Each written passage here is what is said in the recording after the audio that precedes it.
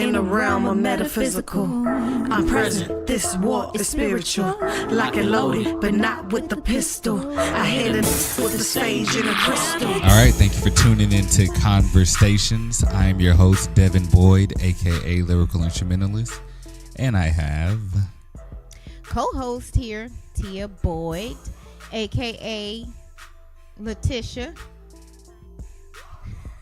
aka Tia Boyd of Tia Boyd Photography. You see why I had that long pause? Go ahead. Devin's wife. Who the hell Letitia is?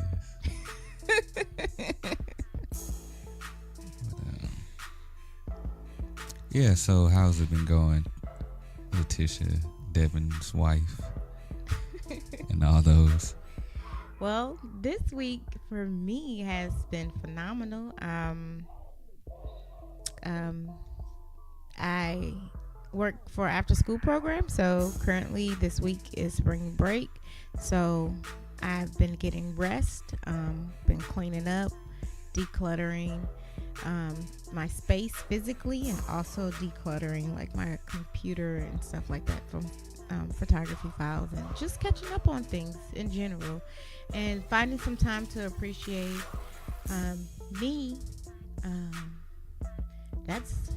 That's how it's been going for me this week thus far. But I also been feeling kind of guilty for enjoying resting time. It's so weird. Like Tuesday I slept like all day. Like I literally got up, walked around my friend's garden, and then I went back to sleep, and I slept till about like 4, and then I got up and just hung out with them till it was time for me to go home. And I felt bad for resting. Now it's like I'm being really lazy. Like, you got plenty of stuff that you could be doing, and yet you're over here resting. And I just wonder, like, how many other people feel bad for relaxing, for actually getting the rest that they need. I don't know if it's that like a black people thing, or if it's just like, a thing in general that people, I wonder if I'm the only one that feels guilty for relaxing. It was weird. I would say no. I always feel like that because, as you know, I never really relax, so I'm always constantly doing something. So when I do relax, I always feel like, dang, is there something I was supposed to have done? But then, your body actually needs to relax, because a lot of times when you're just going on autopilot and you're constantly moving, and your body isn't relaxing and resting, it can start to actually affect your work. So you can keep trying to do your work, but like I said, if your body's exhausted, then like I said, it's gonna have a negative impact on your work anyway. So you may as well just relax, because you can't get it done while you're tired, and if you're not doing it, you can't do it. So it's gonna be the same situation. So it's better to at least relax first, opposed to jeopardizing or compromising the quality of your work. Yeah. Speaking of work. So how has your day been, or your week, or what's good with you? I'm good. I've actually been preparing for so I also go under the DJ name Saisum. So I've been preparing to actually, I guess, officially do my second gig this weekend. Tomorrow, actually. What's tomorrow's date? The 23rd. Mm-hmm. For Queen Dila, hip hop artist Queen Dila and the Fulu Child. For Queen Dila and the Fulu Child's single release for Lock and Loaded, which is a dope song. I should try to play the instrumental background design. But yeah, it's a dope song. So I'll be, DJing Queen Dila's set at the, what's the name of that restaurant? Yall's Cafe. Yeah. In Round Rock, Texas. Mm-hmm. But other than that, like, so my week's been good. I've just been trying to get all that ready.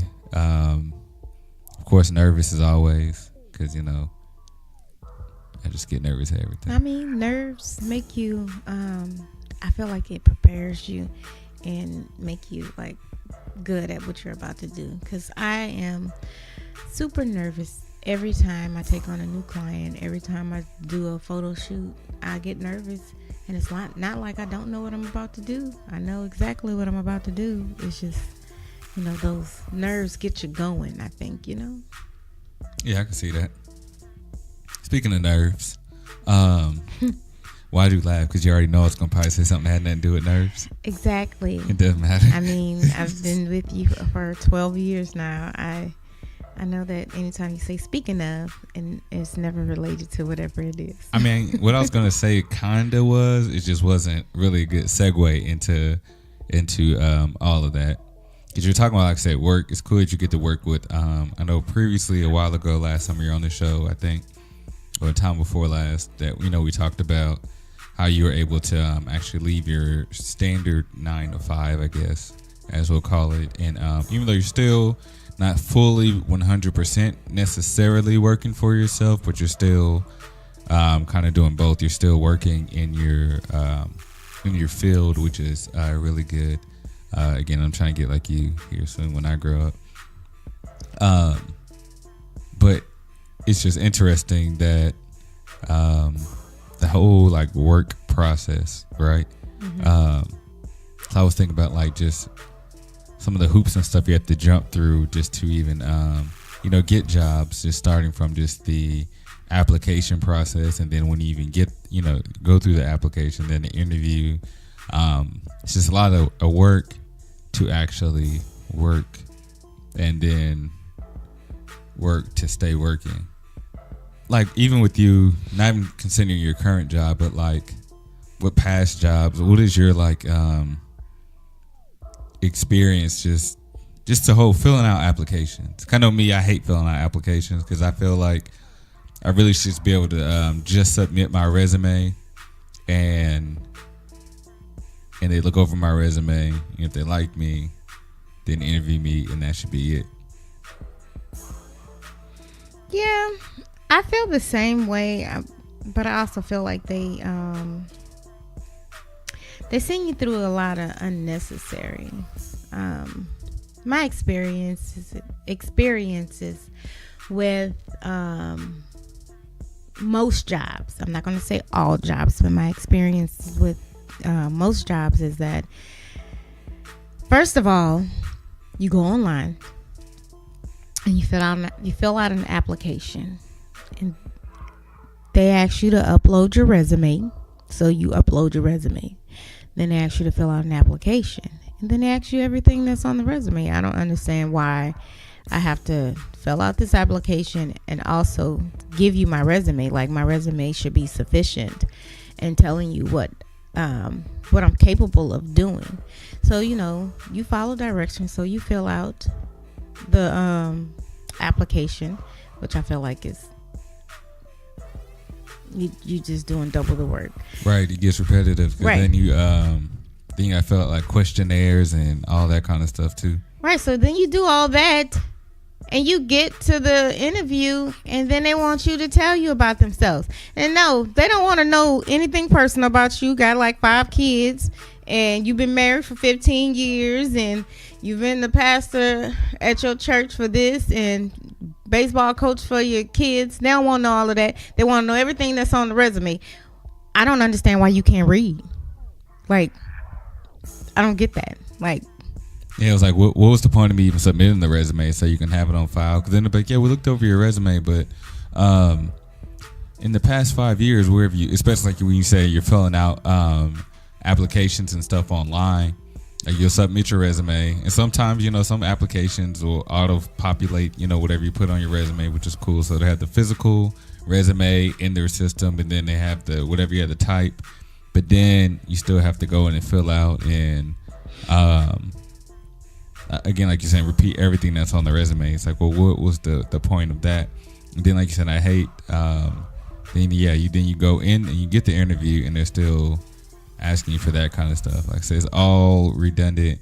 And sometimes I feel like it's a weeding process. I get it, but at the same time, if you really need an employee, you're wasting time having someone go through all these steps. I feel like if you just look over the resume and you feel like my resume is good, then you can just speed up the interview process. You'd be like, boom, this dude, he got these kind of qualifications. Right. So then I feel like they should just bring you in and see your personality, because of course if you have like a dry personality and you already know what type of personality is suitable for this job position, and you need somebody that is not dry, right? And then of course then you may not make the cut because of your personality. But like bring them in and explain to them what the job is, and if there's some like type of test or something that you can give them to quickly establish if they're even mentally capable of doing the work that is required, because I know some of us do lie. We embellish our resumes to fit whatever job situation that we are attempting to get. Fake it till you make it, as they say. It's Hollywood everywhere. So give the people the test, make sure that they're able to do it. I mean, if there's some type of personality test, maybe you can give them to see if it could coincide with what is already happening in the office. But I really feel like it's some bullshit. Interviewing sometimes is some bullshit. Like, right? Because to me, really, essentially, you shouldn't have to feel nervous at an interview. Right, like you're under some kind of investigation, like you could fail. Because to me, like if I applied for a particular job or position, and I felt that I might be somewhat qualified, I feel like the employer's job is to just basically ask those questions just to be sure that I am qualified, and then maybe ask additional questions to see how I could fit. And like you're saying, like with the personality and stuff like that, versus asking like trick questions and questions that kind of I don't want to say what's the word I'm looking for, but basically like they have you jumping through hoops with the question, so you're sometimes you're getting confused on how they're wording things, and then they put all this pressure. I'm like, I get it, but like the company or whatever needs the employee, and I need to be hired, so it's like both kind of help each other. So to me, you should try to work with them, right? Because we both need something, right? I hate when they be like, so why should we hire you, right, bitch? Because I need a job. Like, I need money for one. Why do you like why do you want to work here? Because I don't like being homeless, number one, and I like to eat. And the crazy thing is, if that was your answer, like employers be like, well, they said, well, I mean, ultimately that's why anybody needs a job, because they need to support their living. So I mean, if I apply for this place and I know I have some kind of qualifications, I need y'all to pay me. Exactly. And since I can do these things, like, unfortunately, I have yet to be able to build a community with people that I can barter with to survive. Mm-hmm. So if I could barter with someone so that I can pay my rent through services, and I can get food through services, but unfortunately, I have yet to find that community that just runs off of the bartering system. So I need to work. So I need for you to hire me, and I have the skill set that you are looking for, and I have the personality that you need. Mm-hmm. You need me. But like, going to job interviews make you feel like I don't know. For me, I feel like a prostitute, because I'm out here trying to sell everything that I got right now. Right. You definitely have to try to always sell yourself. But I get like I'm selling dressing it up. Right. I get selling yourself in the sense of, you do want to impress this person, because I do want you to choose me over somebody else. Hence why, you embellish and you add some extra oomph on your resume and all that kind of stuff. Not saying you're lying on your resume, but you may elaborate more on this or whatever, versus something that you might do for something else. But like, it's crazy. Sometimes you have to go to interviews. They want, generally you want you to dress up, but the crazy thing is they don't dress up at the office. Yeah, that's not even like there's like no dress code like that, especially at call centers. Like, yeah, you're supposed to come, present at a certain way at the interview, but then at the call center it doesn't even matter. Some call centers, but like, the dress code doesn't even match the attire that you're going in there for the interview. So to me, right there, automatically means that I'm already putting on. Mm-hmm. Well, I find that when I go to places like that, and they make it seem like it's one way, and then y'all work it out and you get hired and all that good stuff, and then you get there and then you be like, dang, they hire anybody. Like, they put me through all of this. Exactly. And they hire anybody. Like, the people in here, it's like, I don't know how you made it out of the 4th grade. Like, really? And you got a job? And y'all was drilling me like this? Right. And this person got a job? I don't even understand, but that part. But then sometimes I feel like, let's just say, for example, like initially when this position back in the day or whatever, because some of those people have been there for like years and years.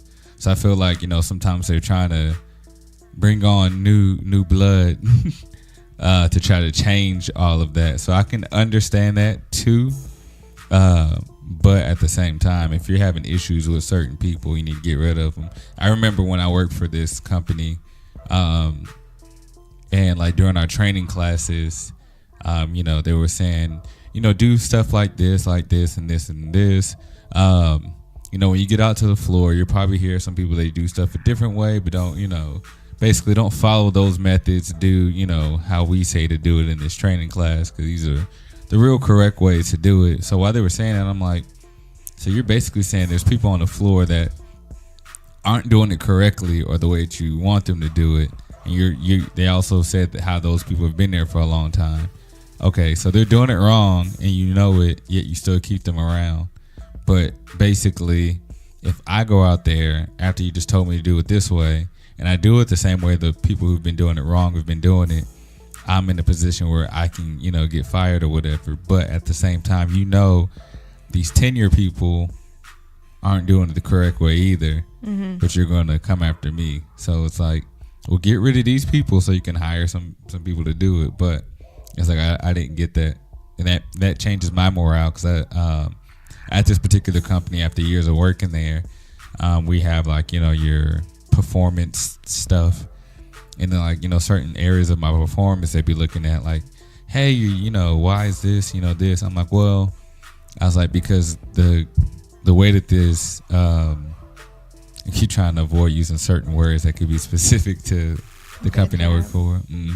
But I'm like, the way basically how all the performance goes, I'll say how they're all configured, they're inaccurate numbers, because you got these people doing this kind of way, so it's kind of skewing the numbers. It's like, yeah, we know. I'm like, okay, so if you know, then you go and change that, because other than that, then don't come at me when I ain't doing it right, because I basically can't meet my goals because the number doesn't even make sense. So I'm just gonna say something random like, you're supposed to make 5, the number 5 or whatever, but I'm making 2s, but it's like I can't get to 5 because it's impossible for really, based off the way that you're telling me to do it, it's impossible to get a 5 based off of that, because it's just impossible.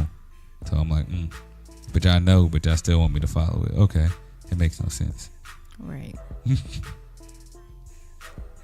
But I was gonna also throw in there, have you ever been in a position where you got to hire somebody or interview somebody?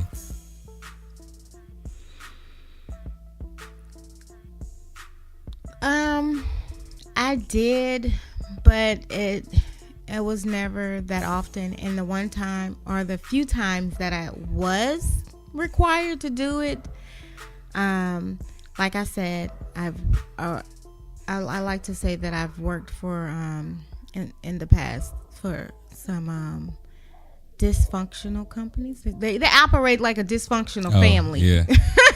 So I worked for some dysfunctional companies. So Yeah, I've interviewed a few people when I shouldn't have been interviewing anyone because I was never in a manager position to do so.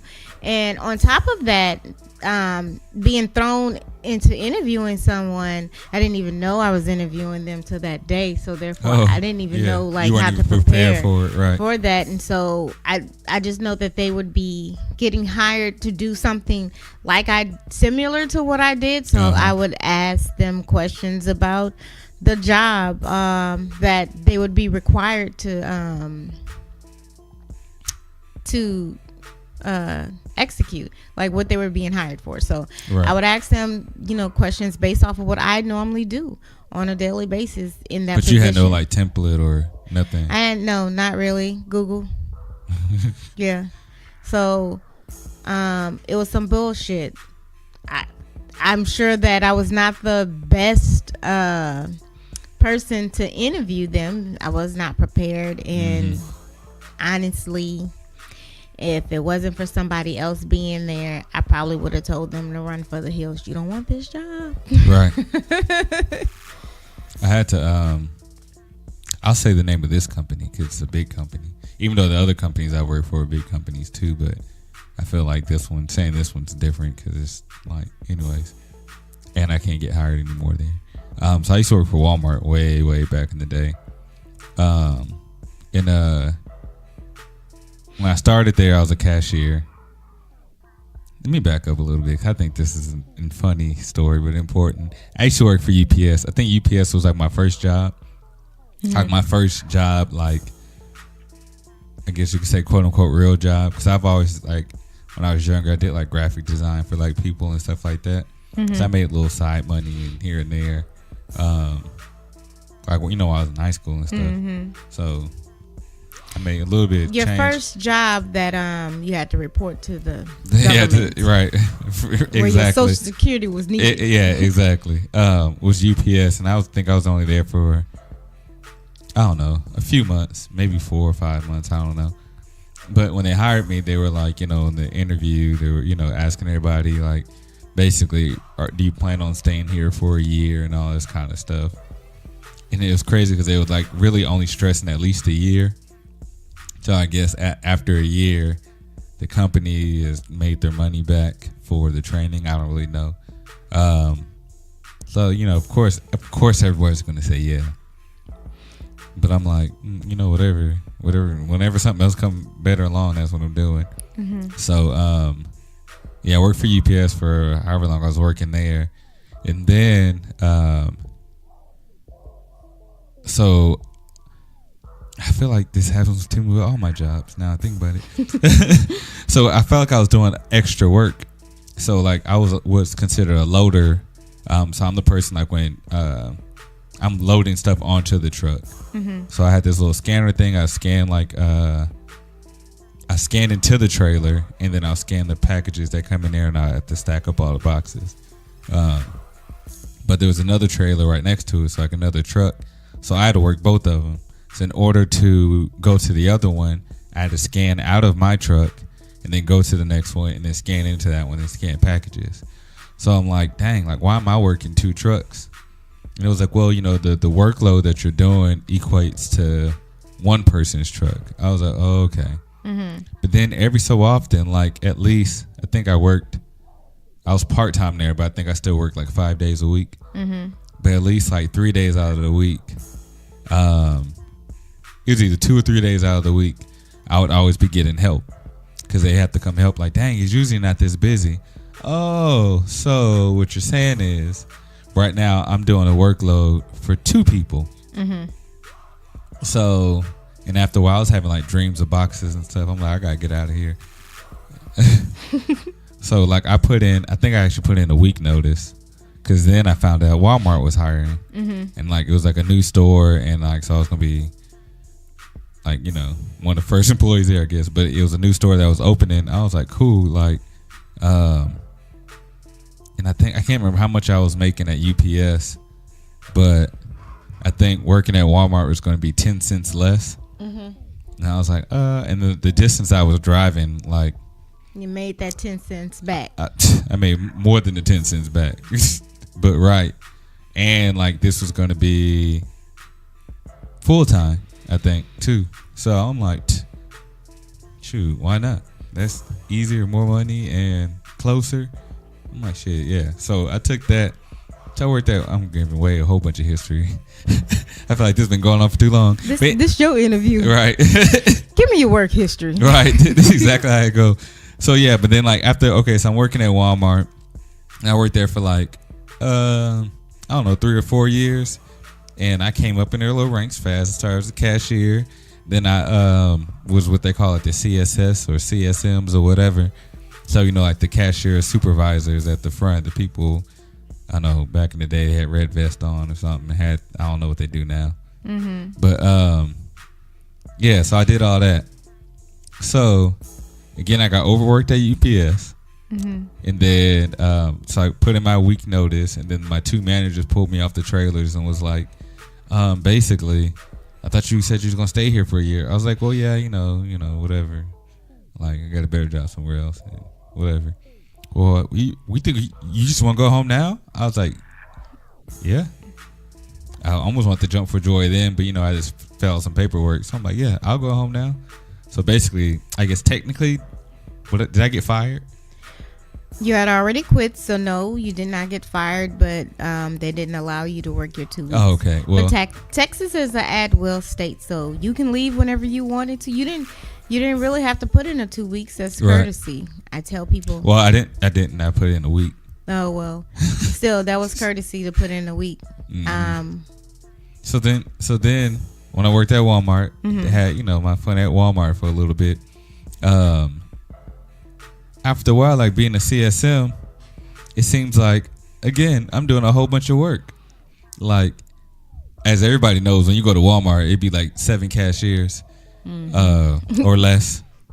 When you got like 1,000 registers and then you got like 1 billion customers. Mm-hmm. And these numbers are pretty accurate. It's usually about 1 billion customers. Not exaggeration. But you have all these customers and then you got like not enough cashiers like all the time. So like, going into Walmart now, I don't even get mad because I'm like, shit, I was there once. But like when I used to work there, it's like, and the customers are getting mad at you. And I got stuff about customers, but customers are getting mad at you. But I'm like, I ain't got nothing to do with the schedule. I ain't got nothing to do with the hiring. So there was one time where I was literally, so I came in, I used to work second shift. So I came in, none of the cashiers got breaks or anything because they were busy. And some people had called in.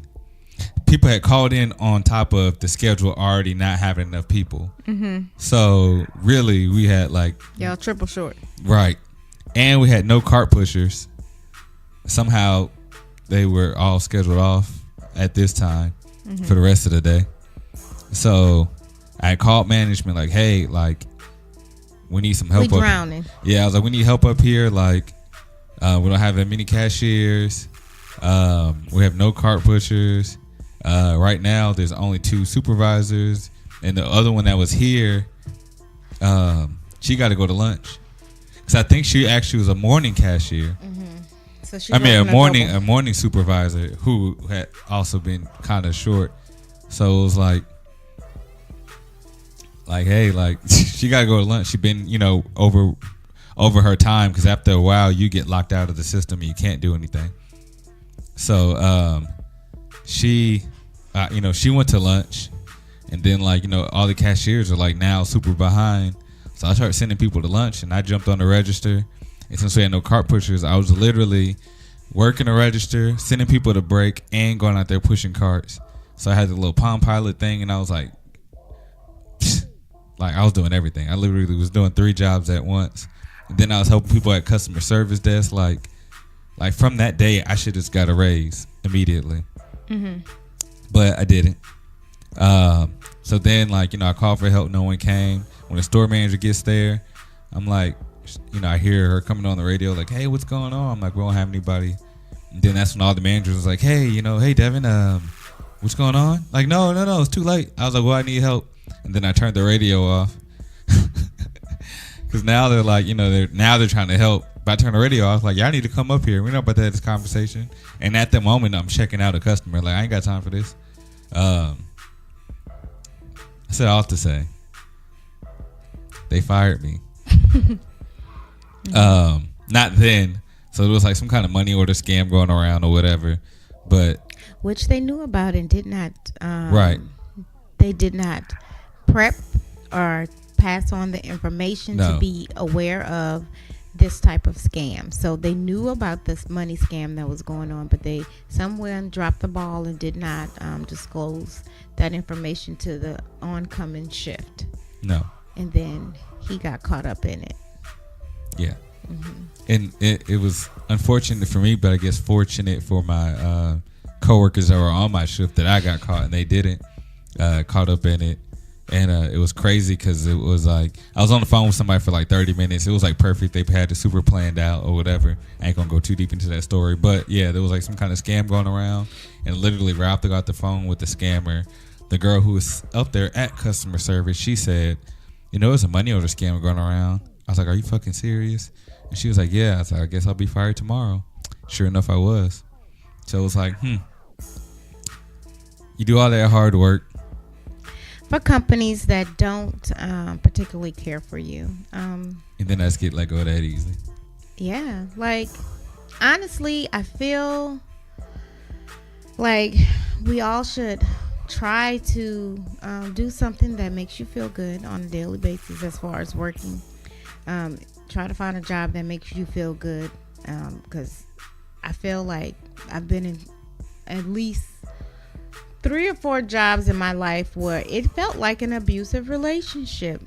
Like I wanted to leave, but unfortunately I did not have another form of income that was going to be coming in like right away. A big part of it was that I was comfortable, and the comfortability made me lazy because, on one hand, I didn't like being there. I didn't like the way things were going there. But on the other hand, I know that I could fuck off to about 12 o'clock. And then when I come back from lunch, I could do all my work up until 5, so. You had your benefits to it. Yeah. It had its ups and downs until it didn't. Right. It worked until it just didn't work at all. So,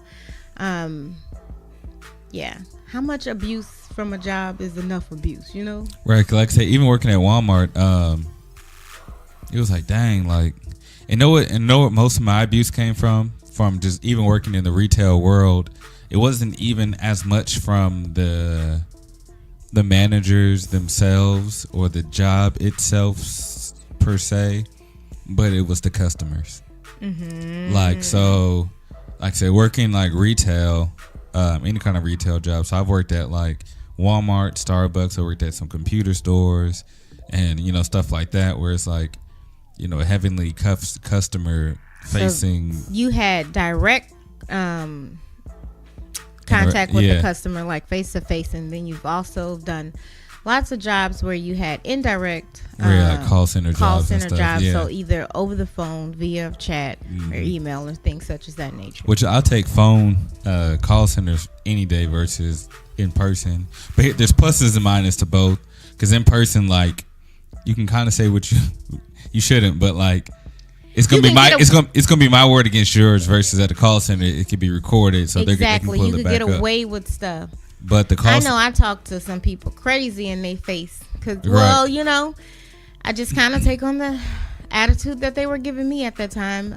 Not always, but shit, if I was in a mood and they was giving a mood, right, and then I would just flip that shit. I did not say that. You are especially twisting my words, and I do not appreciate. And then at that point, by the time your manager roll up, you just be calm as a cucumber, cool as a cucumber, not calm, cool as a cucumber. Yeah, you just be cool as a cucumber, and if your people know you at work, and right, I was gonna say that they know you good. Yeah, they know you as like really patient and quiet. Then they're not gonna believe the customer. Right. And that's the thing, like when your manager has your back. See, and that was the other thing. So when I in Walmart days, there have been often times where I felt the manager didn't have my back, where I'm defending the policy, then they'd be like, well, just go ahead and do it. I'm like, no, like, you do it, because I just sit here and debated and argued with this person about this policy. Now here you come. The worst time, like, I've had people like yell at me and stuff, and I was looking at them. One time I had like a friend of mine that I'm still friends with was working there, and this person, his customer was like, because I was her supervisor, so I went over there to help, and then I was like, yeah, we got to figure it out. Yeah, you can go ahead and do that, whatever. Yeah, it's cool, whatever. So I'm about to leave, and they were like, can she finish helping me, or is she too stupid to do it? I was like, whoa, hold up. I was like, excuse me? It was like, is she too stupid to do it, or can she do it or something like that? And I was like, first of all, we don't have to check out any of your stuff. So I was like, so you can get all this stuff off the belt and you could just leave. Like, we ain't got to check out any of this. And they looked at me and I looked at them like, what? Say something else. I didn't say those words, but I did say like, yeah, we don't have to check out any of your stuff. But like, they're looking at me, I'm looking at them like, I'm like, okay, like, you got something else to say? Cause I don't know. I don't know where it is in the being the customer, because I've been an angry customer myself, but I don't talk to people crazy, because it's like, what part of talking to someone crazy is gonna make them want to help you? From the last abusive relationship that I left,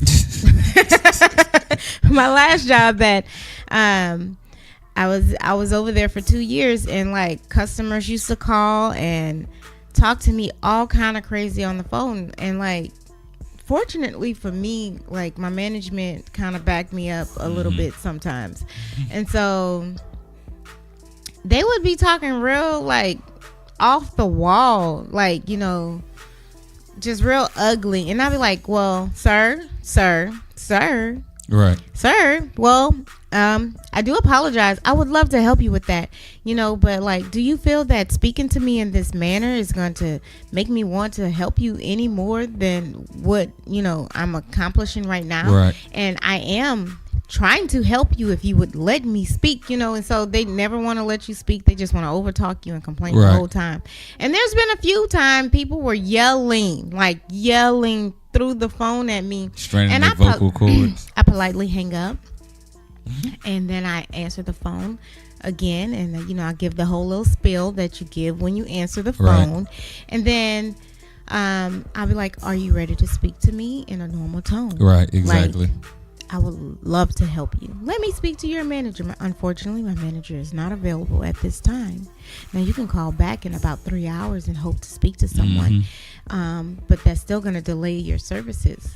Now, how can I help you in this moment? Right. Like, and so then, some people got some act right about them, and some people just hung up. Either way it go, I still got paid. Right, but you're not gonna disrespect me. That's the thing too, with customers. Sometimes they don't understand. I'm getting paid by the hour, so yeah, this is an annoying conversation. But the longer we sit right here, the clock is ticking, and I'm getting paid for this. And then once it's time for me to go, I'm leaving. So if you wasted all my day with you, like after this is over, I'm going home. So that's the thing. It's like, I don't know where people or what company started. Customers always right. That thing. That's a lie. Yeah, I mean, because people are wrong. People ain't right. Right. So, what's the longest that you stayed in an abusive relationship with your job? And what was your breaking point? Like, did you fire them or did they fire you? Like, how did you decide that you can no longer be in what I like to call the abusive relationship with your job? I guess it would have been Walmart, because that was like the worst one, where it was like, man, it's getting ridiculous. So they, I guess, like we said, they fired me. Because then my next job was, I quit them. Because, see, I don't like the food industry either. Okay, but you still didn't tell us what was your breaking point. You just said Walmart was the worst, and you didn't tell. I guess just a short overview of it. I guess my breaking point was the fact that, like when I told you, when I was out there pushing carts and running the front and doing customer service and cashiering, all like this, not like through a period. This not throughout the day. This was all within like one moment, I literally would jump off the register, go outside, come back, and do this, and then I was literally like running everything, and got no help, and that was like, okay, like this is too much, because I've already asked for help several times, and that it's never gotten worse than that, but still, like, all right, that my mind is, I'm done. Like, so going forward from there is like, I'm not putting in that extra effort. So it'd be like, I'm just gonna run people's brakes when lines are long. I just stand there and let the lines be long. Like, I'm done. Like, can't do no more. Yeah, that's my favorite thing to say. I'm out. Don't ask me nothing about this. So I'm gonna have to say that my worst job was when I was doing home health care. Not home health care. I was working at an assisted living center, and at this assisted living center, they were always understaffed. So at any given point, I would go to work. I would have to cook. Is that your role though? That was not my role. I was a CNA. I was there for patient care. So I would have to cook. Not only did I have to cook, then I have to go and get patients up and out their bed and get them dressed. And some of them required morning showers. Some of them took showers after breakfast. So I'm getting people up and out the bed. And then I also was trained but never certified to be a med tech. So cook, patient care tech, med tech. Then we had to clean rooms. So we were also housekeeping. Right. So clean rooms and clean common areas. So the living room and all that stuff had to be clean to, make sure that everything looked good. And so after that, then, get everybody down to breakfast, passing out pills while they trying to eat, passing out plates, right, picking up plates, washing plates. Like, we did everything, every single thing. And then when you would ask for a day off, or you want to use your vacation time, or you want to use your sick time, then it became an issue. It was a problem. Like, oh, well, we can't do that, and we can't do this, and we can't do that. I was so miserable with that job. I remember that it got so bad, I would cry on my way to work. Like, I that's how much I did not want to be there. And it affected the care that I was able to provide the people that live there. Right, you can't actually be caring because you're just so frustrated and pissed off. And some of them have Alzheimer, and they have issues, and so that's why they're there. And some of they don't remember stuff, and like they're doing things that us normal people wouldn't do, but because their mind is gone, and so that's frustrating, having to deal with that on top of the other stress that was given to me. So like, I just remember calling you up one night and was like, I don't want to do this. That's right, because you worked overnight. At that point, I had worked all the shifts, and overnight was the easiest shift because all I had to do was check on the people at night, wash everybody's clothes in the building, and vacuum, and get a few people up before I left. So like, but I cried, and I was like, I can't do this. And I just remember telling them I don't want to do this no more. And I went in and told them I quit, and that was it. And I never looked back from there. Like, but that would have to be my worst job to me. And the shitty part is, like, it's kind of cool to have not really cool to have jobs like that, but you can always look at the bright side of everything, right? So you can look at that, and like, some jobs like that help groom you. Sometimes it can negatively affect you, where like, especially like saying when you're dealing with customers. So working in retail, it can make you have like a sour taste in your mouth. So every time you're dealing with customers, and they even remotely seem like they could be one of those customers, you start to automatically get on the defense. So like, that could be bad. But like, those jobs to me, like, help. Like I said, coming from retail to going to the call center, like, I'm like, oh shoot, like, call center was easy. Cause I'm like, shoot, yeah, just yell at me over the phone. I'm just gonna sit there and be like, they'd be like, hello? I'm like, yes, I'm still here. Did you hear what I said? Oh yes, but you're still yelling, so I'll wait till you're done. Like, and eventually you're just gonna hang up, and I go back to doing other stuff. Like, but like saying being in retail, like you can't. I mean, you could leave, but you're sitting there and they're looking at you. It's a different kind of situation. So, especially when you got. Remember how you had who was your boy when he was working at that clothing store? Your homeboy, Young Thug. Yeah, your homie, Young Thug. Y'all go way back, huh? So, funny story. I was working at a clothing store here in Austin, Texas when I first moved here. It was during South by, right? When they came in? It was during a South by. My first South by Southwest. When I moved here. And matter of fact, that was my first retail job. So, I never worked in retail. But they were quick to hire. So, it was something that I could get fresh in town. And so I was working in the men's department this day, and his entourage came in and they liked some stuff and they told him to come over there. So he came over, and like this guy was standing right next to me. Young Thug was standing right next to me, and there was this particular jacket that he wanted, and he looking at the person in front of him as he standing next to me and tells them, ask her if they have another one of these in this such and such size in the back. And I'm looking at this guy like, you better not tell me nothing. I'm not deaf. I clearly heard everything that he said, and even if I was deaf, I'm standing right next to him and I could read lips. Like, really, that was unnecessary. Like, how Hollywood are you that you can't even look me in my face and tell me what you need, as you tell your friend who's standing in front of you and you're standing next to me? That was so dumb. Anyway, moving on. What are our other topics? But your homie. You gonna call him up? Y'all hanging out this weekend? I keep saying that, y'all, because she don't like Young Thug. I mean, I don't either, but I'm just not a big fan. Yeah. But that goes to like my next topic thing. I was thinking of how some customers feel entitled like that, where it's like, just because you're a customer, don't be tripping like that.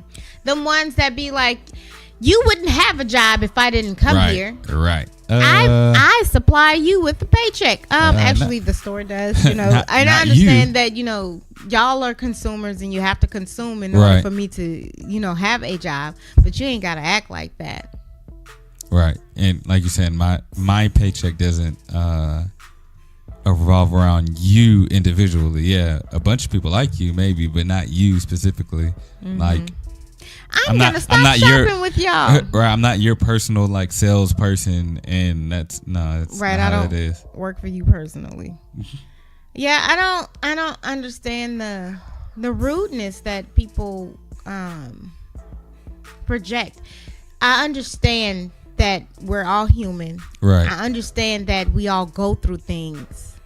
And we all have bad days. What I do not understand is the people that feel that it is okay to continue to disrespect other adults or other human beings, period. They feel that they can speak to people in any manner in which they feel fit to, because they have money, or that's just I'm right, you're wrong kind of thing. It's almost like I don't really know how to explain it, but like I've been around people and I've had people talk to me almost like they'll throw some stuff on the ground and then be like, that's your job to pick that up. Right. Like, again, like, to a sense of entitlement, and kind of like what you mentioned earlier, like, I don't understand why people come with that kind of energy when you need me to do something for you. So it's like, you want me, let's go back to your homie, you want me to go get something out the back, but then you acting like that. What makes you think maybe I'm gonna go get the one out the back that's in the pack, but maybe it's claims and it maybe got a stain on it? Like, what makes you think I'm going to return with good quality? Especially like when people be in restaurants, like, don't yell at the staff. Granted, like you're saying, everybody's human, so I get like, hey, okay, this is the third time you kept messing up this order today. Right. Like, I'm frustrated. Let me see your manager. Like, hey, no, I'm sorry, no apology. Yeah, but I need to talk to your manager. But you're not talking to them crazy. Yeah. So I understand that people go through things like that person could just had a right. They could have had a bad day. Baby sick. I mean, a whole bunch of shit is a factor of why they may be feeling that way. But then at that point, you need to recognize it. Like I feel like me as a person, I know that when I'm starting to project. Right. And then I have to either apologize for projecting my bad attitude out on somebody else, or I take a moment, I step away, and I'll be like, I need to go to the bathroom real quick. Right. And I take a moment to reset, because some people didn't do nothing to me. What I'm feeling is personal, and so then you have to take that moment to go and do a reset. So like. That's a good topic. Like what is it that you do to help you reset when you're at work and you're unable to fully express yourself in the manner that you need to? How do you take that step back to take care of you first, right? And then also to be able to provide the best care to the customer also. I say if you're fortunate to have a job where you can have like personal time, or speak with your manager first and let them know like, hey, my day ain't going that well. I say let them know it at the beginning, and then if the way the day is going and progressing, then be like, hey, this day ain't going well for me. I don't want to get fired. I love my job, even if you don't. But you could say that at least. Be like, yeah, I love my job. And, I don't want to get fired. This is what's happening. Like, can I have a personal time or something, or just like a longer break, just so I can whatever. Because I feel like a lot of us will complain about our jobs, but then at the same time, we don't necessarily take steps, like you're just saying, to make that better, or like communicate to your manager. Because I know at my current job and even previous jobs, I'll communicate, and all the managers, I'll send a message, an email, whatever, but I'm gonna need you to know that this and this is going on. So yeah, so it don't be a surprise. Because my friend just actually lost her job because she had to take care of her child. And they were tripping and stuff like that, but it's like,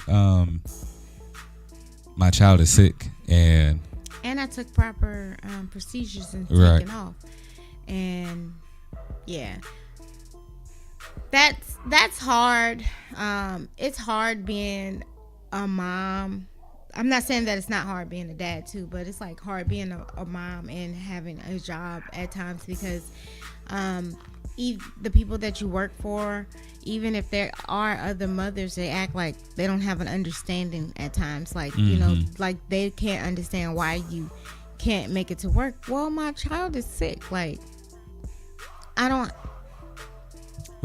can't. Like, and if you are fortunate to be married and your husband is taking off, so now both of y'all are missing work. I miss work today, you miss work tomorrow. Then y'all going back and forth, playing tag on missing work, but that puts both of you livelihoods in jeopardy. And so then if both of y'all get fired, who gonna take care of the baby? Right. And then we're gonna, all kind of other stuff. It just rolls downhill from there. But with that being said, being fired could be like a liberation. Yeah.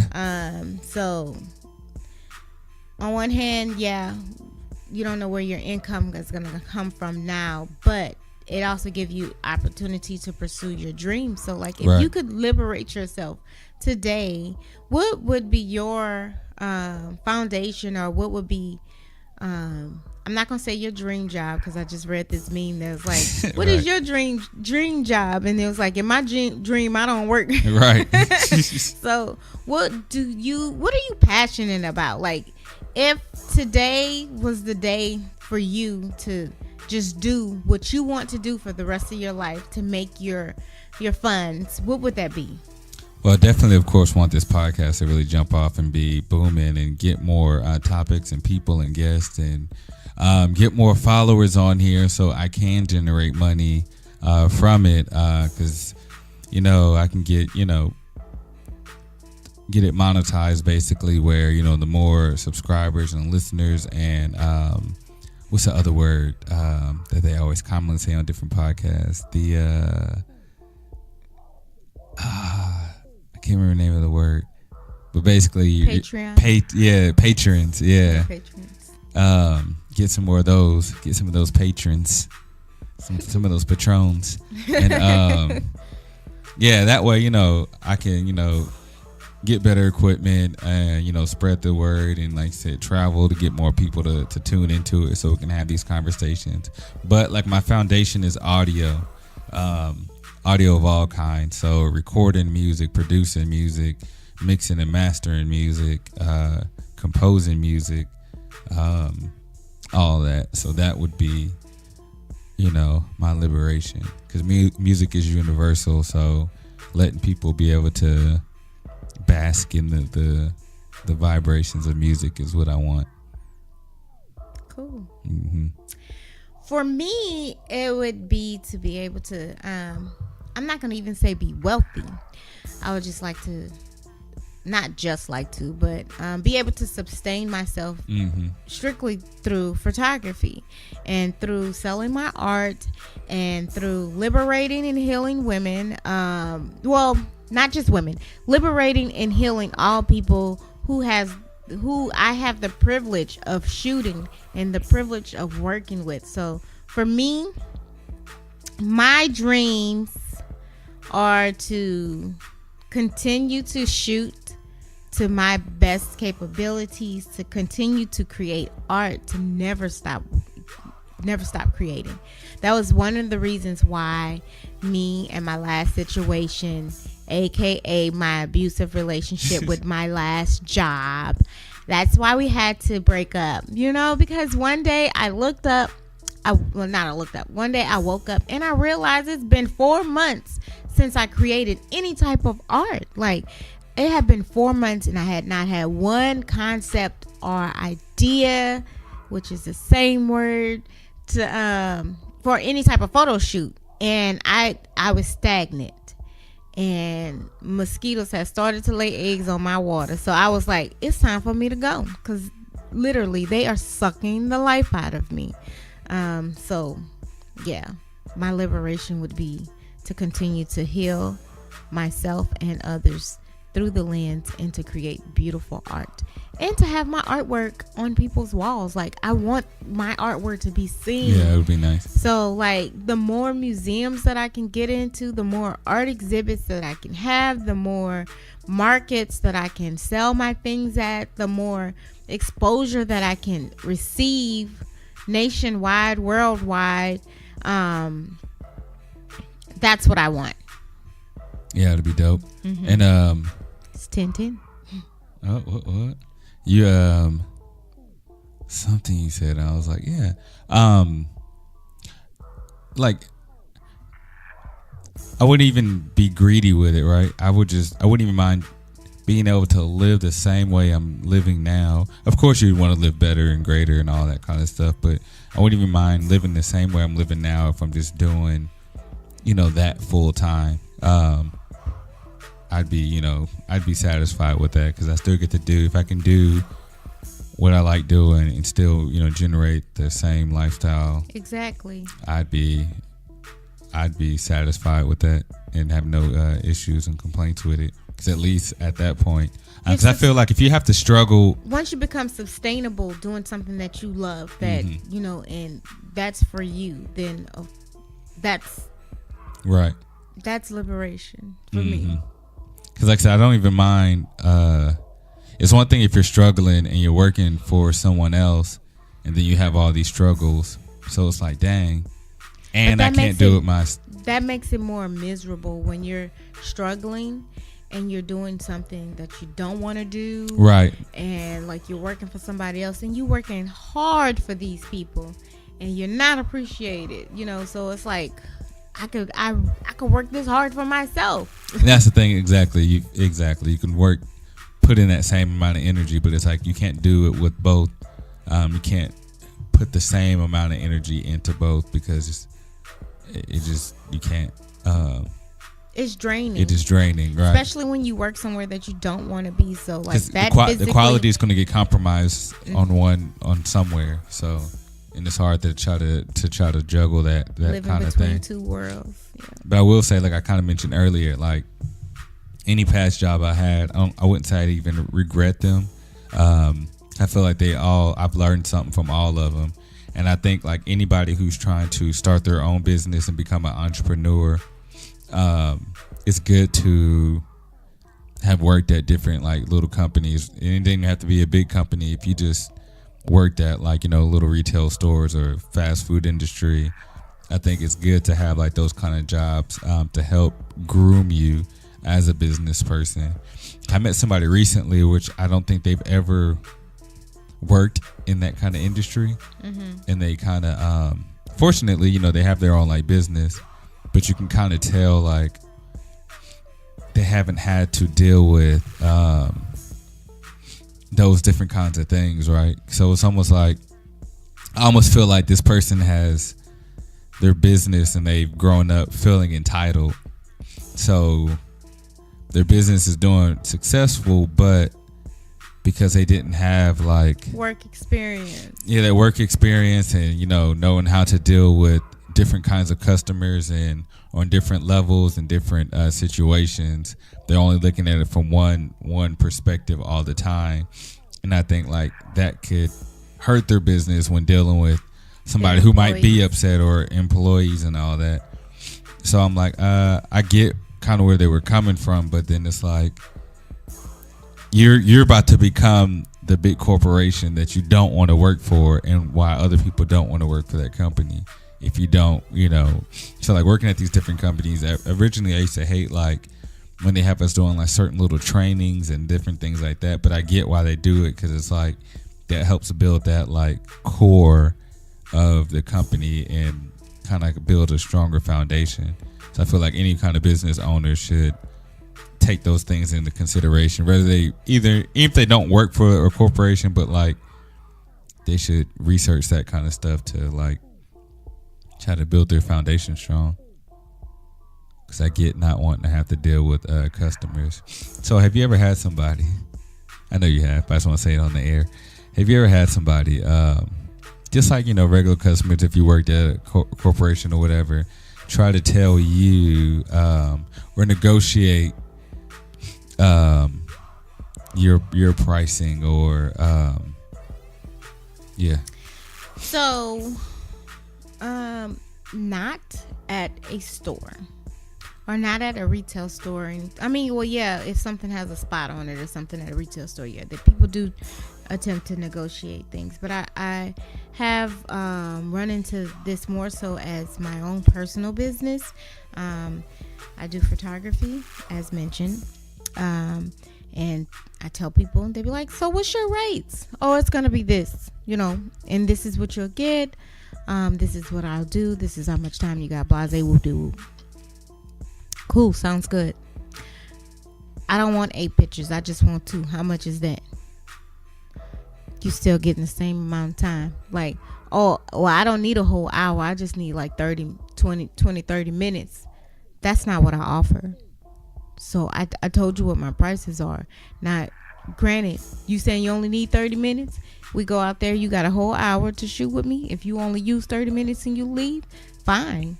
But I still need what I've said, what I quote you. And my thing is that you're not gonna go up in JCPenney's or wherever they do them them photos, which are not even creative. They give you, and I know what they give you because I work for them people. Right. They give you like a 4 or 5 shot list. Full body, half body, quarter body, up, side light, and floor. Mm-hmm. That's your shot list. And like on a backdrop, whatever little backdrop you pick out. And you don't go in there and then people packages starting off at like $200, $250. And you not going in there talking about, I just want 1 picture. How much for that? Right. Exactly. I only need 10 minutes in the studio. How much for that? So y'all not bargaining with them people or trying to haggle them. So I just wish that customers would be considerate and just quit trying to haggle us. us small business owners, we need to eat just That's like the thing. corporations. Right, exactly. And people don't take into consideration the resources and materials and time and the overhead that you have to deal with to put to even where you're at with that. But yeah, I've heard people like that story you just gave reminded me again another Walmart story. These two guys, they brought up like it was like a 4 or 6 pack of like beer, you know, or something like that, you know, some kind of wine coolers or something, but 2 of them were missing. So they were like, hey, so he should have just took 2 more from somebody else and just pick one that had all of them in there. So it's like you trying to negotiate this thing, but it's like, well, you know, this one has this. Well, what can I get for this? Oh, we could leave this one here. You can go get the real thing. Like, let's not be trying to. For all I know, you drunk them in the back somewhere. Right. That part. But yeah, it's crazy how people try to negotiate your prices. And here's the trippy part, or the crazy part, when I'm just gonna throw out a number just for simple math. But like you charge $10, and then they're like, oh, that's too much. So then they go hunting around, or one they say, well, this person over here charge $8. We'll go to them. Yeah, why you over here? Or they, you know, they hunting around, and then they find out where everyone else is charging 15 or 20, and then they come back to you, oh man, yeah, you know, you still got that $10? Nope, mine's 15 now. Oh, last time you said 10. Well, yeah, today's 15. You should have went with me last time. Like stuff be changing. Just I gave you a deal. That deal has expired. Mm-hmm. It's like, your bad. Right. But it's just crazy how, and then what really kind of pisses me off at times too, especially with us black people, how we say we don't support black businesses. But then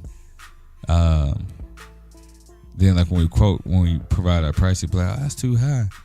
Okay, you just talk about supporting black businesses. Now I give you my price. Now you don't want to support me.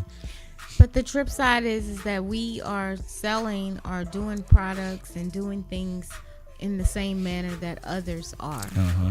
So things are based off of, or the prices are based off of what is in the industry. Mm-hmm. So if I'm telling you that this is going to cost you this much, that is like industry prices, and I may even be a little bit below what is, you know, normally charged for this. But like, you know, it is what it is. But then some people be like, well, I don't go to black businesses because they charge too much. Well, it's like, what people don't understand about businesses, especially starting out businesses, you might have to charge more because you're trying to cover your overhead.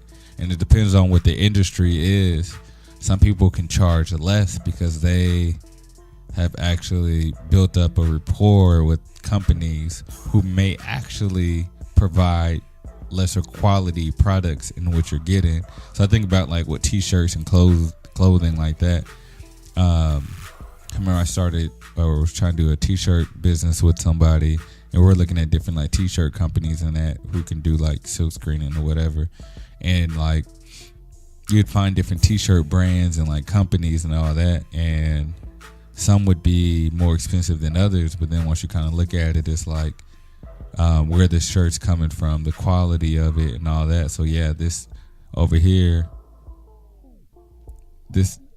might be cheaper, but the quality is just way less. But people don't really take that into consideration either, or they don't even take into consideration why this is cheaper or why yours is more expensive. Mm-hmm. But at the same time, it's like, well, how am I supposed to survive when you about to nickel and dime me? And that part. So people be having $1 million dreams, or what they say, they be having like champagne taste buds with like Kool-Aid wallets or something like that. I ain't never heard that, but I know what you're trying to say.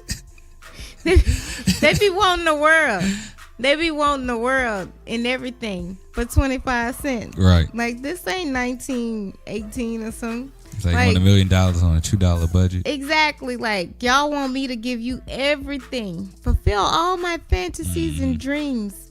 But all I got is $5 to make it happen, like Smokey Mama from Friday. That's the thing, yeah. I can make it happen, but it's gonna look like that. But then you don't want. But they don't want. So they also be like, they want high quality and they don't want things to look crappy or whatever. But you don't want to pay that high quality price. Right. Everybody trying to catch a deal.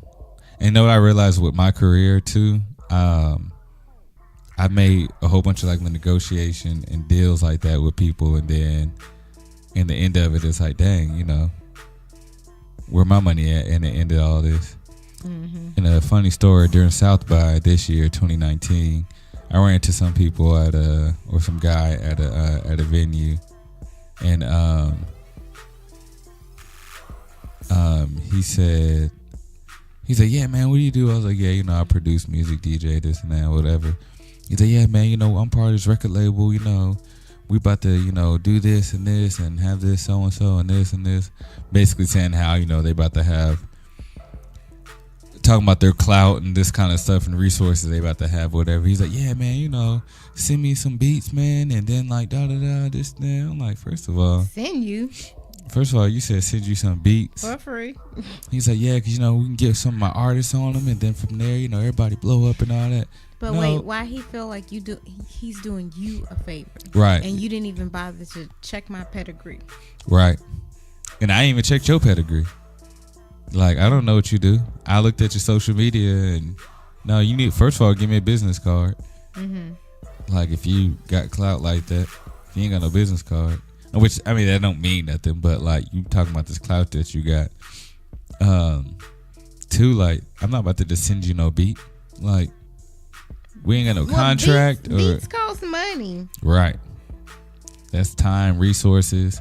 And when I learned in school, which I'm sure you learned this kind of stuff when you were in school too, like, basically by selling yourself short, you screwing you and the next person that does something in the same field. Like, you can't undercut, because then if you are known for undercutting, then other people that do the same type of work that you do are gonna be like, man, like, I ain't gonna work with him because, you know, he out here watering down our business. But like with music too, like if I sell you a $50 beat and you blow up off of it and you make millions of dollars, right? I just sold you $1 million beat for $50, right? And there ain't no contract, you know. Even if we did wrap a contract, it's like, hey, you know, you own this beat, but I sold it for $50. That's all I got. All the millions you making, all I got was $50. But then, like, if I was to sell it for $1,000 and you do make $1 million, yeah. But at least, like, I know that with this $1,000, you got more than some gas money. Right. You know, I could have paid rent or whatever.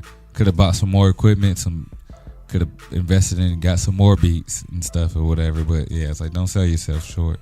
So for basically, to kind of wrap things up, like I said, with conversations, is like having different topics and issues about things that people typically don't have conversations about. And I see a lot of people, especially every year, people talk about how they want to do something different with their jobs and their life. And I feel like if you are at a job that you don't like, for one, find out why you don't like it. If you don't have no reason, because I know some people just hop around from job to job talking about how they don't like it, when it really comes down to the individual. It has nothing to do with the job. Or they just don't like working, which I get that too. But if you want to live, sometimes you got to work. But if you are a person who doesn't like to work, then find something that you're passionate about and make that a career. If that's not something you want to do, then I say don't complain about your job. Just deal with it. If you're not actually trying to, you know, make positive with your work situation. But like I said, if you are going to become a business owner, do the research in whatever particular field that you're going into. Be mindful of what you're doing, and everybody should remember that even if you're a business owner, you're still a customer too. So don't, you know, you need your customers as much as they need you. So you think about, like, you know, like we talked about working in retail and stuff like that, being on that receiving end. So it's like, don't be them people. Mm-hmm. Well, thank you once again for being on ConverStayShuns. Thank you for having me. All right, again, my name is Devin Boyd. Thank y'all for tuning in to ConverStayShuns, and peace. But not with the pistol. I hit it with the sage and the crystal. D is you indeed. I hit it with the sage and the crystal.